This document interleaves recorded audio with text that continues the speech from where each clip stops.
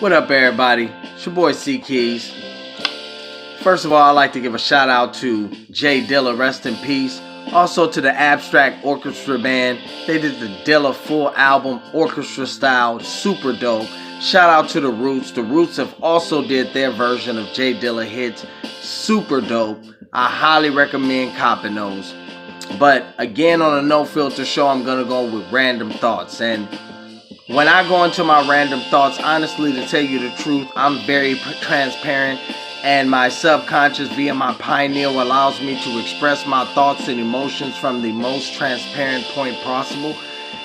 My subconscious doesn't sugarcoat shit. It just speaks it as it is.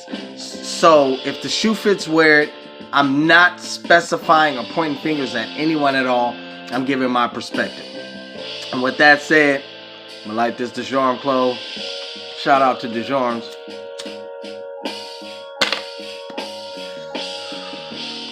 Okay, I get it. And honestly, I admit it.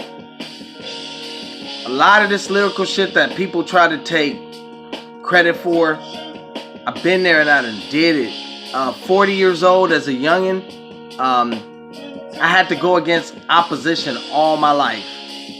My mom would beat me for finding my rap path from what I would write. I would battle cats, rip them, and then they would want to fight.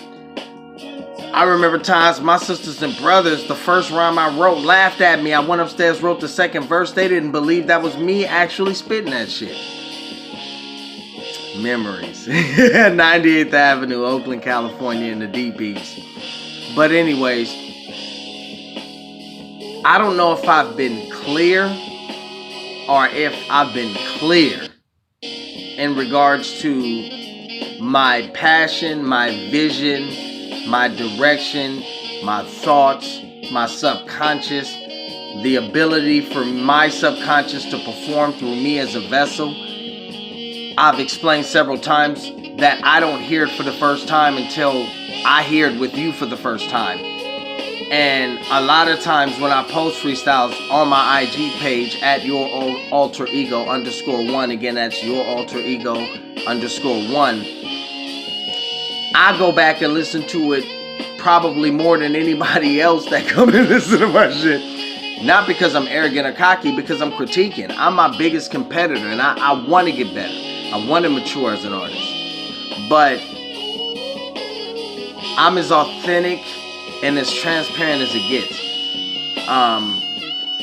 The cheap thrills, the quick hustles, the trends, the ideas and points of views of others that are successful, I'm inspired by that, but I still continue on my path. And some people take offense to my path, and I just want to give them an understanding and give them clarification on why I do this. Now, I've said to you guys several times, the greatest freestyle that I have ever put together was my wife and kids, because I didn't have an example directly in front of me, not even television shows, because the culture in which I would see married couples was a culture non-relative to a culture that's a part of my ancestry.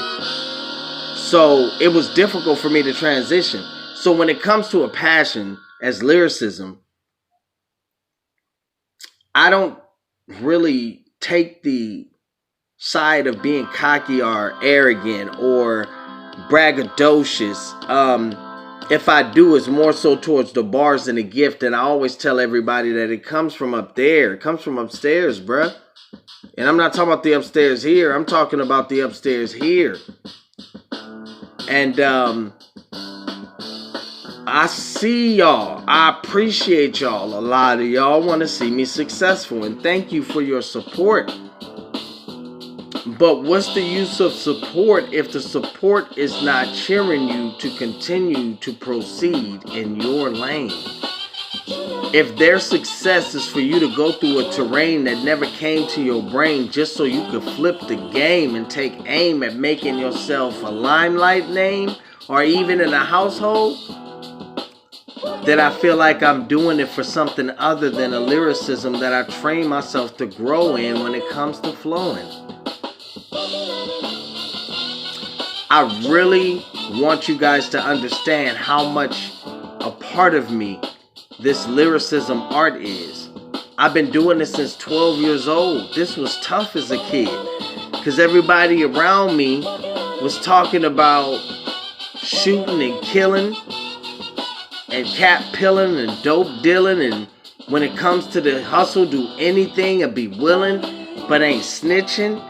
Even if they have to off somebody that's a best friend of theirs over somebody else's dividends, they won't shit or say shit just to benefit. Support me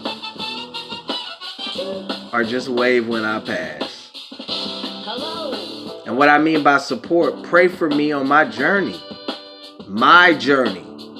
Because this journey of mine is an individualistic journey. It's very different. Similar to others, but very different than any others. My experiences are like fingerprints. Dang, y'all done fooled around with y'all. Let my club go out. Shout out to all the mechanics in the hood that taught me how to, talk about fixing your alternator and your carburetor and fixing your engine and get them spark plugs changed, a new air filter. Somebody hold their cigarette on the tip of their lip like this and just get to talking to you, and them motherfucker don't move. Be like, boy, your lip gotta be chapped in the motherfucker and slick at the same time. Oh, your shit like that at the tip of your lip. It's joy, y'all. It's not goofiness. A lot of people call me goofy. A lot of people think I'm weird because I'm too old to quote-unquote act like this. But I'm telling y'all, honestly, to tell you the truth, it's really joy. Remember when you used to... Remember when you used to have your clothes laid out the day before school started? You had the shoes, the socks out of them. Back then, we wore tube socks, so the top of the tube socks would kind of match what you was wearing if you was really coordinating. And see, back then, we couldn't afford new clothes. So in Louisiana, we lived out there for a hot spell. Moms used to make our clothes. Man, I used to come out there killing them. You know that anxious feeling you get to doing this with your fingers? What the fuck is this? Moving your fingers and shit. Excited about how you gonna come and kill them. And it wasn't necessarily about the attention you got from others. It was about the attention that it made you feel. And I think a lot of people got it twisted. They so juiced about getting attention from others when they don't realize they should be their biggest fan. And I don't mean that in the form of arrogance. I mean that in the form of being able to cultivate something unique after processing and learning it and training in it and understanding the craft of it. What happened to my generation, man? I be out here hurting shit. Y'all killing me. 40 years old, man. I never would imagine at 12 that majority of my folks that I kick it with be on that bullshit that we was on back in our 20s and I can't even say my 30s. Because by the time I hit my 30s, I was so grown. Man, a lot of that shit, I put away them childish ways. And then you tell me I changed. You damn right I changed. Life is full of contradictions. And what I mean by that is that what I know at 12 is going to be totally different than what I know at 21. So I'm basing my opinions, thoughts, and feelings on that. The only core thing that remains is my trueness and my loyalty to morality. Righteousness is righteousness and unrighteousness is unrighteousness. Period. Outside of that core influence, I told myself I'd never smoke again. Now look at you, motherfucker. Thought coffee was the nastiest shit on earth. Now I need that to survive with a couple shots in it. You feel me? I thought sticking my PP in a TT was probably the nastiest thing ever in kindergarten. Now look at your boy. Addicted to the peach. Back on that bullshit. But y'all know, again, that's joy. I say all that to say this. If a person is happy with who they are, let's say I go buy a Pinto, bruh. I'm in love with Pintos. Go buy me a Pinto, and I spent 15 grand in upgrades and restoration. So I paid damn near 30 grand to restore fully to its original state a Pinto. Y'all will laugh at me, talk about me, tell me how I wasted my money, tell me how I could have bought this, could have bought that. But by the end of the day, which matters most? My happiness and contentment in this Pinto mustard yellow and shit with them tan seat covers and them freaking seat belts that used to burn a hole through your soul. Yeah. That's what I want, and I'm content. So when I ride down the street, and that, to me, that's a Lamborghini. But to you, that's a Pinto.